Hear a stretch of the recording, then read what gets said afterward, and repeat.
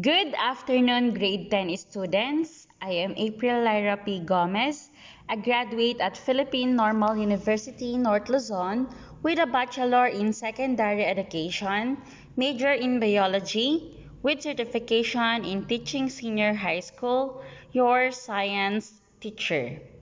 Before we proceed to our lesson for today, let us first offer a simple prayer. May I ask everyone to please close your eyes and pray. In the name of the Father, of the Son, of the Holy Spirit. Amen.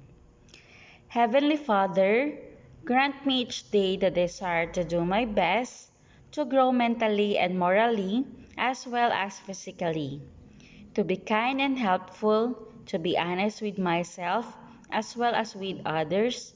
Help me to be a good sport and smile when I lose as well as I win. Teach me the value of true friendship. Help me always to conduct myself so as to bring credit to my school. Amen. For today's discussion, we would be talking about Charles' Law. It would focus on the relationship of volume and temperature, unlike in Boyle's law that focuses on the relationship between volume and pressure. Moving on, these are the objectives. At the end of this lesson, students should be able to differentiate Boyle's law and Charles' law, explain the relationships of volume and temperature, and explain the importance of Charles' law. Boyle's law depends on two factors which are pressure and volume at constant temperature. So going back to Boyle's law, it is the pressure that remains constant. But in Charles' law, it is temperature that remains constant. But what if the temperature changes? How will the pressure and volume be affected when the temperature change? Let us take a look at the effect of temperature to the volume of the gas. Hot air balloons stay up in the air by manipulating the temperature of air inside the balloon. As air becomes hotter, the gas particles in it vibrate faster, increasing the distance between each particle and resulting in an increased volume. As more heat is absorbed, each particle and or is stored by the balloon, its volume becomes greater. It begins to rise in the air when there is enough difference between the volume of air outside the balloon and the volume of air inside the balloon to make the balloon more buoyant. Remember that when we talk about the temperature, it is always associated with the energy that we call as kinetic. So, kinetic energy is an energy that remains or that is in motion. So, if there is a continuous motion in an object, then therefore, there would be a high temperature. What about if there is a low temperature? It can be associated with a slow motion or slow movement. Now, on June 4, 9, 9, June 4, 9, now, on June 4, 19 or 1783 rather, Joseph Michael and Jacques Etienne Montgolfier used fire to inflate a spherical balloon that traveled more than a mile, about 2 kilometers, and stayed aloft for 10 minutes. News of this remarkable achievement is spread throughout France, and Jacques Alexandre Charles immediately tried to duplicate this performance. As a result, his work with balloons, Charles noticed that the volume of gas is directly proportional to its temperature, which we now call a Charles law. So, when talking about the Boyle's law, it focuses more on the relationship of volume and pressure. And the relationship that they had is inversely proportional, meaning if the volume increases, then therefore the pressure decreases. So that is the relationship under the Boyle's law. What about in Charles' law? So in Charles' law, since they are directly proportional, meaning if a volume increases, then the temperature will also increase. So vice versa also. If it decreases, if one thing increases or decreases, it would also be that it would also what would happen to the other one. So they always go together. His discovery on the relationship of temperature and volume provides an explanation of how hot air balloons work. Ever since it has been known that an object floats when it weighs less than the fluid it displaces.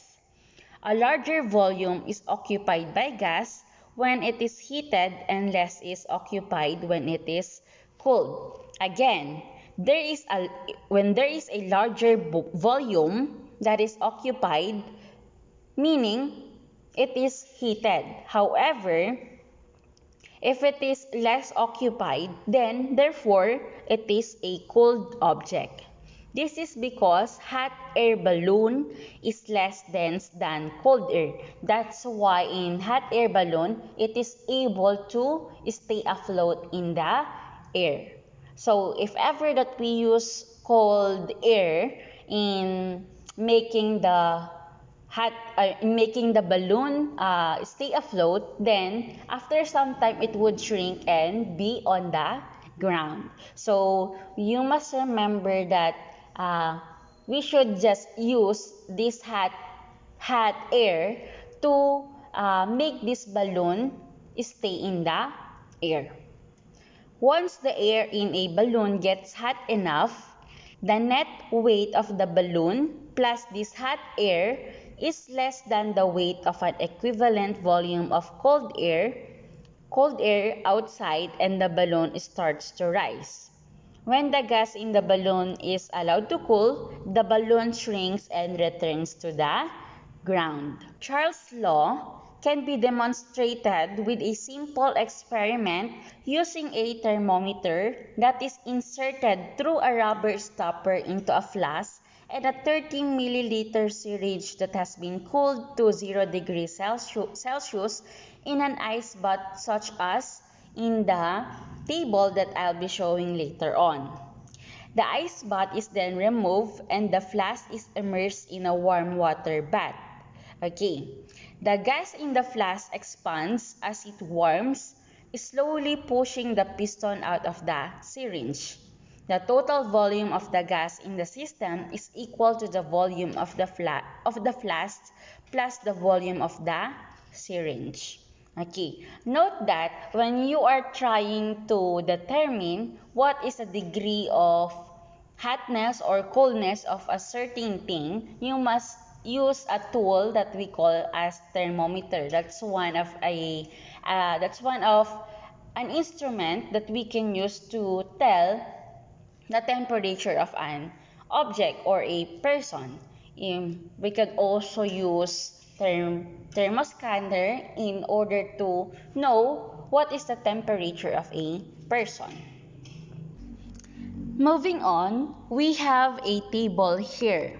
So it is composed of numbers which depicts temperature and volume. Temperature is represented by degrees Celsius and volume uses a unit of milliliter. It is represented in milliliter. Now, we have this value here from 0 to 35 degrees Celsius. And milliliter starting from 107.9 to 121.3. So in the 0 degrees Celsius, we have a volume of 107.9 milliliter. And if we are going to compare this to 35 degrees Celsius, there would be a 121.3 milliliter. So as the value from 0 degrees Celsius to 35, it increases. While in volume, from 107.9 milliliter to 121.3, we could also infer that the volume increases. So this volume is represented by a graph. And this is the graph. This means that the measured volume is directly proportional to the temperature. Jacques Charles came up with a mathematical equation of the dependence of volume to the temperature at constant pressure. Thus, the above equation the equation shown in the screen is known as the Charles law, where K2 is the proportionality constant. It states that the volume and temperature are directly proportional to each other at a constant pressure. Meaning again, if something increases or if temperature increases, the volume will also increase, but it should be at a constant pressure. For a given example of gas under two different sets of conditions, then we have V1 over initial temperature equals the proportionality constant equals the final volume divided to the final temperature. We also have the Charles law equation 2, which is initial volume divided to initial temperature is equal to final volume divided to final temperature. It is respectively in a sequential manner. Another way of expressing this law is the dependence of pressure to temperature given a constant volume. So we have the formula of this one again. Pressure and temperature are directly proportional to each other, which means that as temperature increases, the pressure also increases at constant volume. The same thing is true when the temperature decreases.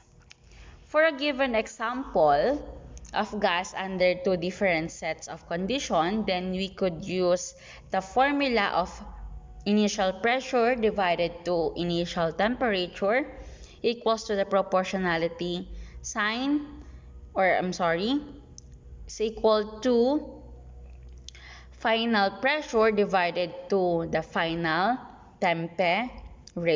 So that is the equation 3 known as the Gay-Lussac's law, where P1 is considered to be initial pressure, P2 is final pressure, T1 initial pressure, and T2 as final pressure. Now, with these formulas cited in the discussion, we would be using this formula to answer or understand the sample problem.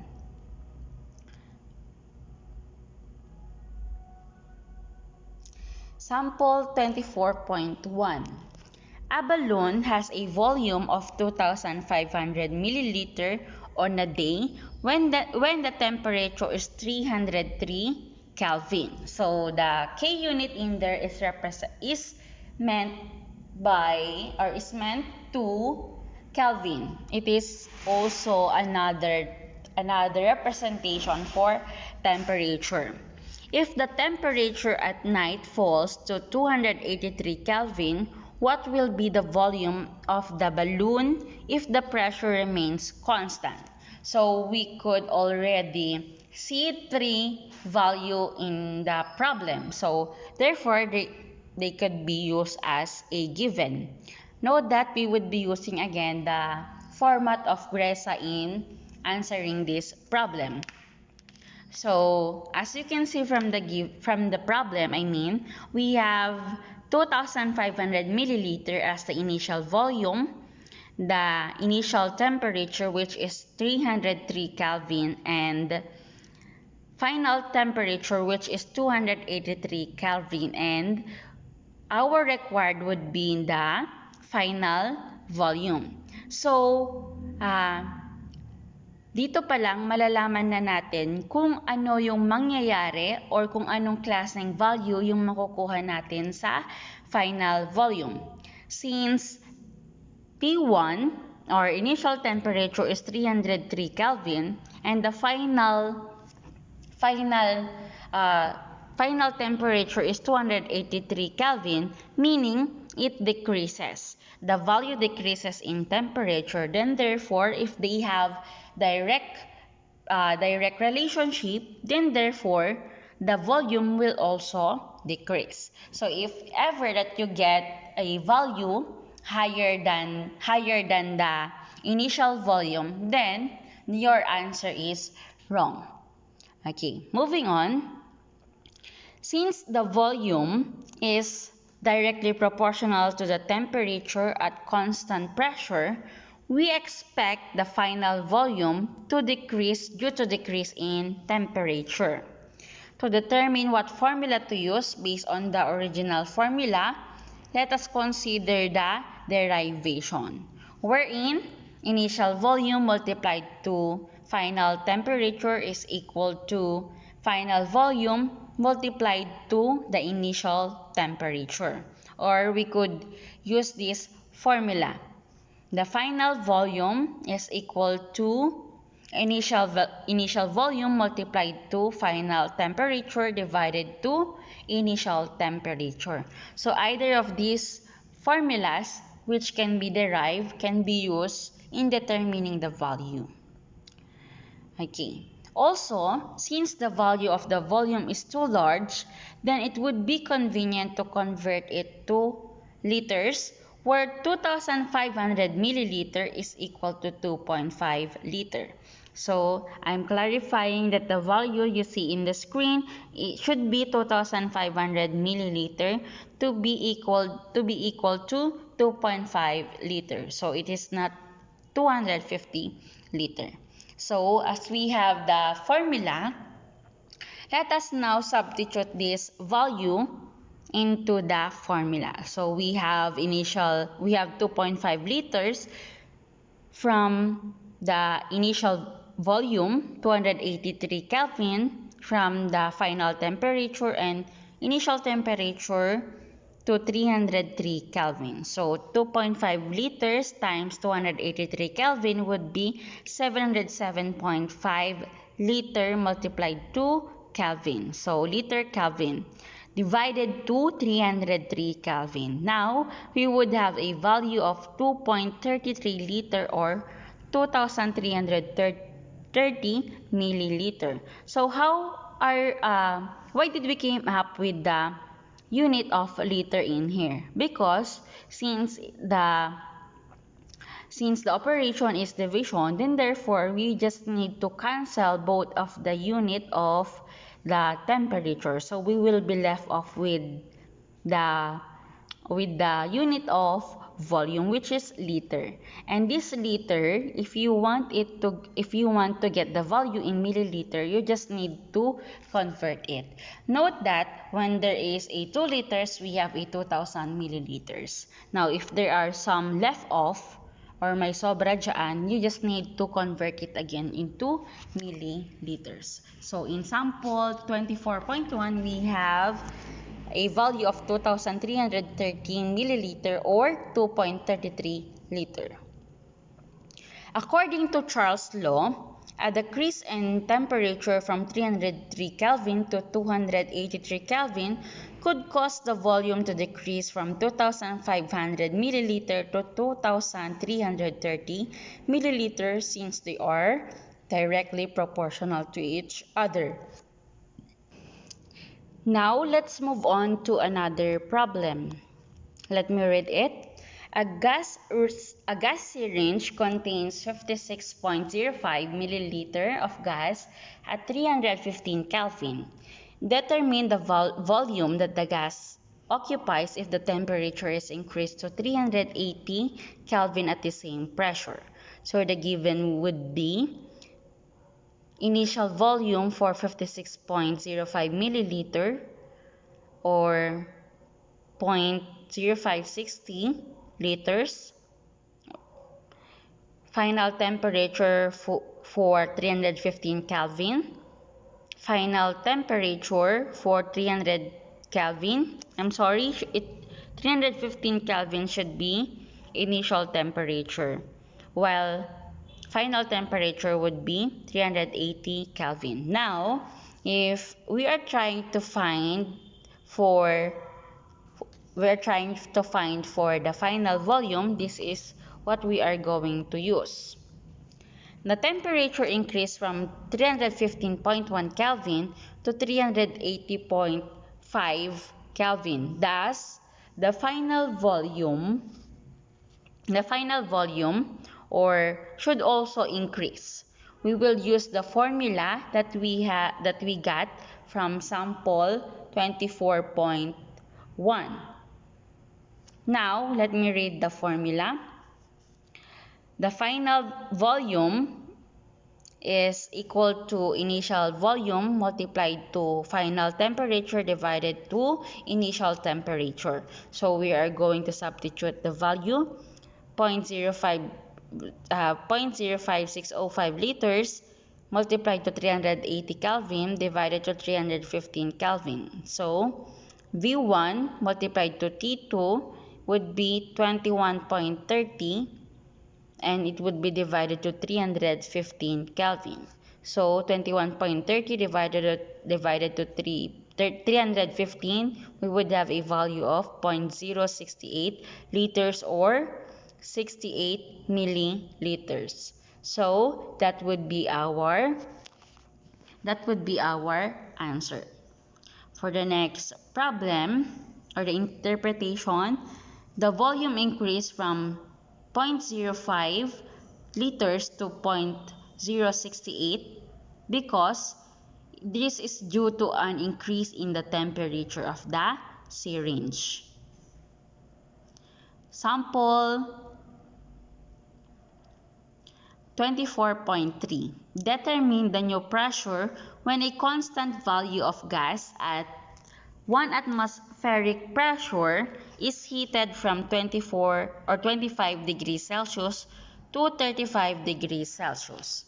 So what would be the given? We have initial pressure of 1 atmospheric pressure, initial temperature as 25 degrees Celsius or 298 Kelvin if it is converted, and the final temperature as 35 degrees Celsius or 308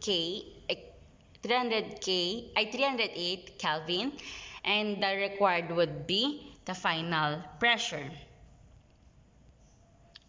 Since the temperature increases, we expect that the computed final pressure increase also. We will use the equation below in solving for the value of the unknown final pressure. So final pressure is equal to initial pressure multiplied to final temperature divided to initial temperature. So we need to substitute the value. 1 atmospheric pressure multiplied to 308 Kelvin divided to 298 Kelvin. So we would have 308 atmospheric pressure Kelvin divided to 298 Kelvin. So we would be left off with 1.03 atmospheric pressure. Why? Because we both need to cancel the unit of Kelvin. Now for your exercise, answer this one. A lifted amount of gas has a pressure of 0.75 and temperature of 30 degrees Celsius. At what temperature will the pressure be doubled if the volume is kept constant? Number 2, state the relationship between the following variables. Letter A, volume and pressure. Letter B, volume and temperature. For the next one, based on Charles' law, explain why it is not advisable to increase the air pressure in a car tire to full limit when driving on a hot day. Number 4, explain why it is important to use a scuba tank when diving. And lastly, why do LPG tanks need to be placed in a cool and dry place? So that would be just the discussion for this week or just for today. So I hope that you listened very well with regards to the discussion. Now, you can answer your output in a one whole sheet of paper and a blank bond paper, in a clean bond paper. So either of the two you could use for answering. Okay, I'll see you again next week.